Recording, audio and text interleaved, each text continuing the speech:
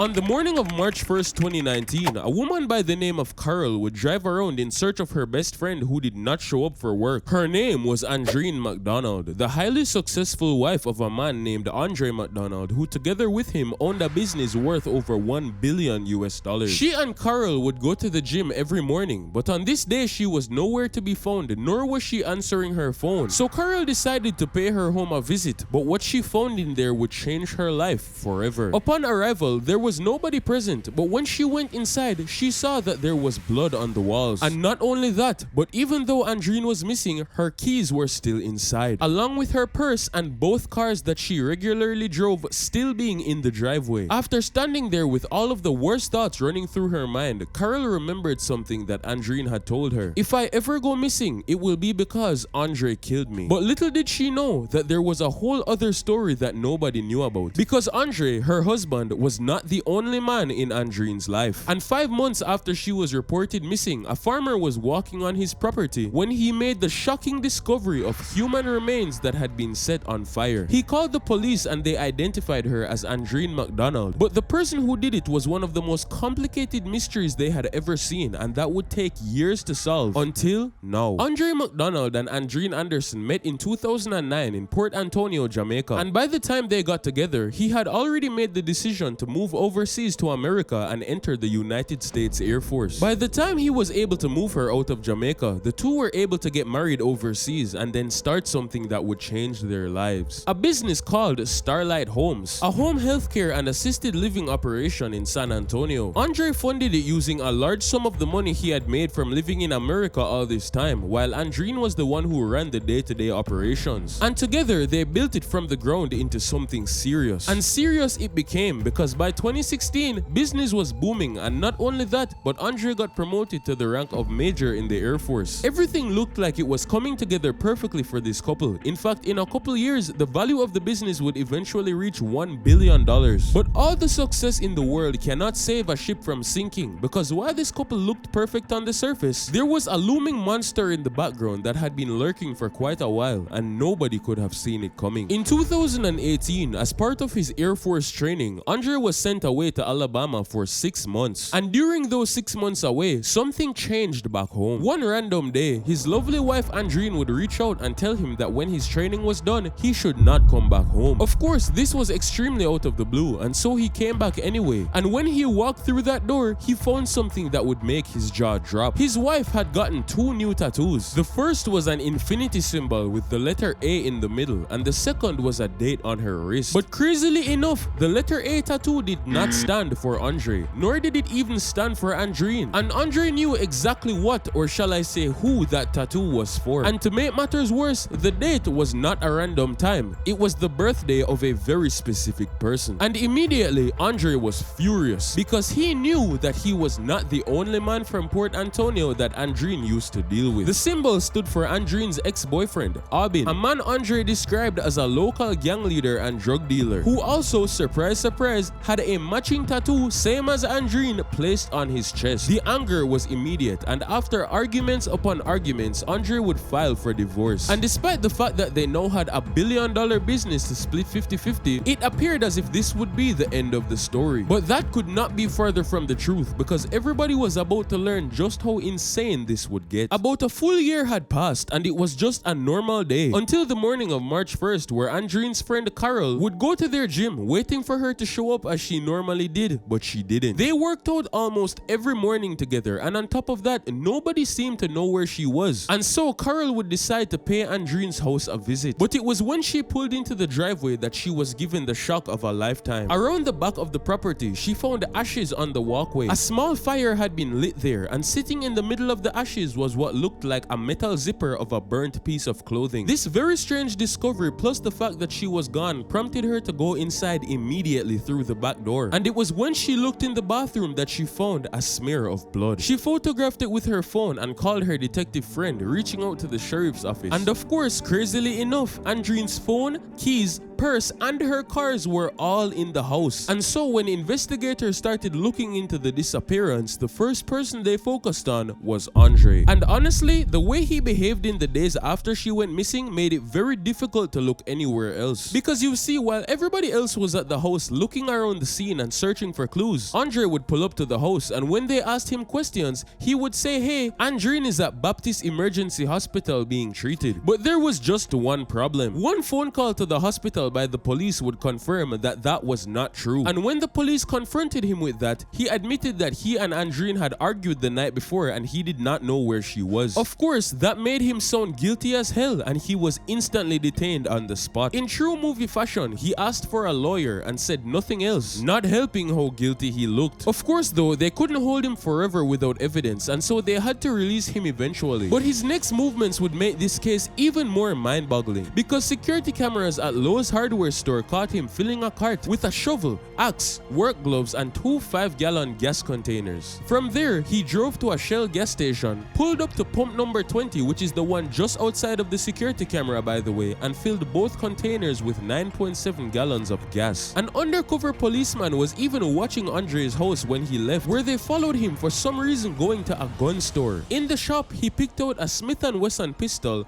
bought it with a significant amount of ammunition, but then for some reason, without picking up any of the items he had just purchased, he just turned around and walked straight out the door for no reason. It was just plain weird. Nobody knew what was going on, and he just looked more and more guilty by the second. But once again, the question was, guilty of what? Because not that long had passed, there was no confirmation that she was even dead, no body, and quite frankly, nothing could happen until they got some answers. But that was when investigators started digging into the state of the marriage, and what they found would change the case entirely. A massive search got underway in the days that followed, with the literal FBI, military, and law enforcement on horseback covering the countryside looking for Andreen. And while this was going on and the investigation would reach new levels, that was when they uncovered a new layer of the story and the marriage itself. And what they found brought them right back to the Jamaican gangster from Port Antonio. Because here is what really happened after Andre found those tattoos in 2016 and filed for divorce. After they had been going at it for a while, Andreen would eventually convince him to stop with the divorce proceedings. There was too much on the table, they had a daughter and a business, and so even if they weren't going to reconcile, it would be easier to just keep living together and keep things running as they are. And during this time, the man whose ink was tattooed on her body was supposedly out of the picture. However, we would soon find that that was not the case. By early 2019, Andreen had returned from a trip to Jamaica where she had been seeing him again. That's right, years had passed and she had still been seeing him in the background. But Andre did not know about this until one day she got in a fight with him about her wanting to go back to Jamaica. At this point, he had a very specific idea of what or who she wanted to go back to see. And it was during these multiple days of arguments that one day Andre would discover some paperwork that Andreen had set up an entirely new company called Elena Property Management using their joint assets registered only in her name, without telling him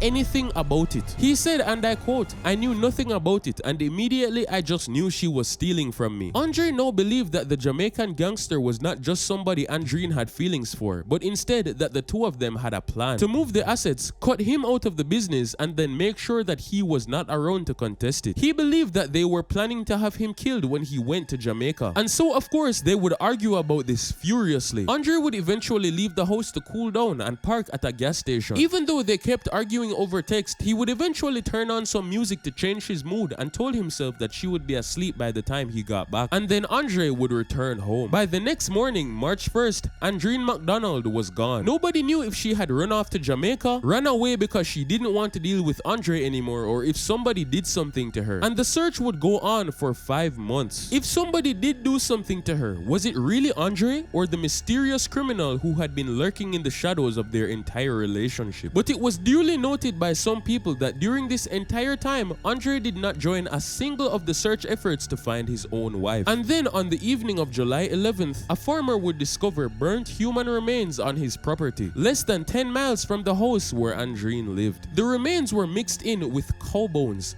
burnt, and since they were on the farmer's privately owned field, nobody had been able to search there all this time. This was the final piece they needed, and without hesitation, Andre was arrested outside his home and indicted for first-degree murder. And while it looked like the case was now going to be open and shut, they would have another thing coming, because after years of delays, pre-trial motions, and the pandemic shutting things down, best believe Andre still stayed silent this entire time. But eventually by 2023, when his trial would come around and his fate would be decided, Andre would actually pull off something that nobody expected. 3 days before the testimony was set to start, he would call Andreen's mother, his former mother-in-law, and say this, telling her he wanted to be honest with the family before the world heard him testify. He said that Andreen attacked him during an argument. He fought back in self-defense. She fell and he kicked her twice to keep her down. She must have asphyxiated and he never meant to kill her, and so he wanted her mom to hear it from him first. Of course, on the morning of the trial, the mother would then testify what Andre said on the phone call, saying that she claims that they got in a fight and she fell on the ground when Andre stomped her. But then he heard his daughter on the stairs and left Andreen wheezing on the floor to take their child back to bed. By the time he came out, she was dead. At least that's what she had been told. However, it was not long before the entire courtroom would be slapped with a response, because Dr. James, a forensic pathologist with the medical examiner's office, testified about the autopsy, conducted entirely from skeletal remains that were like, in his words,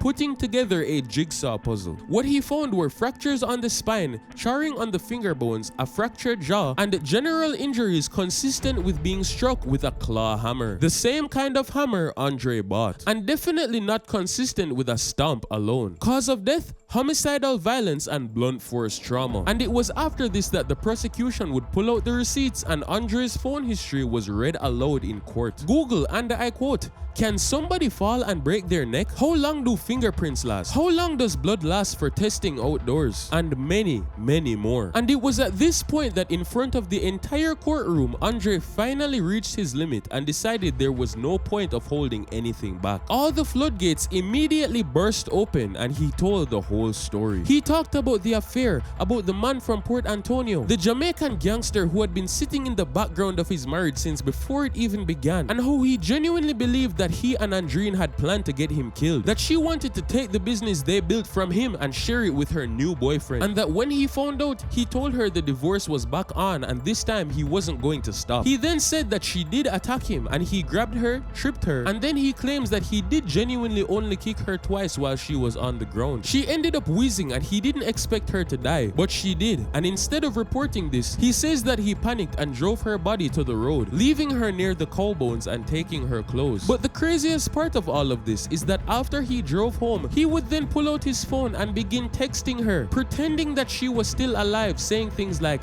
"Where are you? Our daughter is in her room and you're not here," because according to him, he was panicking and trying to cover it up was the only plan he had. But of course, this still did not explain the hammer, and that's when he admitted something that nobody was prepared for. He said that he went back to her body the next morning. "I get really angry, so at that point I poured the gas on her and I lit the fire. I got a hammer and the body's right there, and at that point I just got really pissed off and started hitting the body with the hammer." But after doing this despicable action, the entire thing was too much for him, and so he got back in his car, drove to the gun shop and bought a pistol with the intention of ending it all. But as he bought his gun and ammunition and was about to carry out this plan, he looked outside and noticed the two undercover police vehicles tailing him, and suddenly he panicked once again and ran out of the store without any of the items he had just paid for. The jury deliberated, and after 14 total hours, they came back unanimous, not guilty of murder, but guilty of manslaughter. Everybody was shocked. After all, this man practically just admitted to planning out the entire disposal of a body, and that was when the judge did this. He said that what bothered him the most throughout the whole trial was that from the start, as he watched him, Andre showed no emotion, no remorse, and to make matters worse, he literally burnt her body and beat it with a hammer. The judge said it almost seems like the emotional profile of a serial killer, and so even though it wasn't a first-degree murder charge, the judge still managed to get him 20 years in prison, the maximum he could possibly give, and also an additional 5 years for tampering with evidence. And what's even crazier is that years later, it was discovered that Andre's father was actually on trial in Jamaica for killing 2 of his own wives, both murders in Port Antonio. I guess it runs in the family, and to be honest, this is so sick and disturbing, and I hope the family will one day get the peace that they desire. But speaking of high-profile crimes, another Jamaican that met the end of his life was the very first lottery scammer to ever be in the country. And if you want to learn about that and how he made millions of dollars literally before being taken out, click the video on your screen right now. Subscribe to the channel for more content, and as always, this case has been decoded.